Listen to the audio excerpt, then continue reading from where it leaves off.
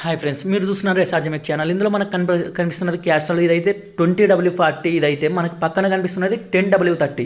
చలికాలం అయితే మనం 10W30 యూస్ చేయాలి. అదే వానాకాలం అయితే 20W40. అదే ఎండాకాలం అయితే 20W50 అలా యూస్ చేస్తే మనకు సరిపోతుంది. చలికాలం కూడా మీరు ఎక్కువగా హీట్ ప్రదేశంలో తిరుగుతూ ఉంటే ట్రాఫిక్లో అలా 15W40 దొరికితే అయితే వాడండి, బాగుంటుంది.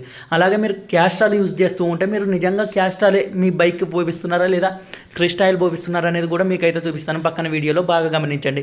ఇందులో ఏది క్యాస్ట్రాల్ ఏది క్రిస్టాయిల్ అనేది కూడా ఇక్కడ బాగా చూడండి.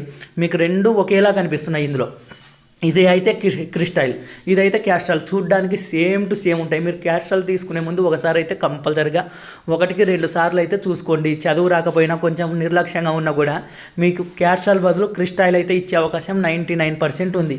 దీనివల్ల నాకు మెకానిక్లు కొంతమంది స్పేర్ పార్ట్స్ షాప్ వాళ్ళు అయితే తిట్టడం అయితే కూడా జరిగింది. వీడియో ఇంతకు ముందు కూడా పెట్టాను. అయినా ఏం పర్వాలేదు, మీరైతే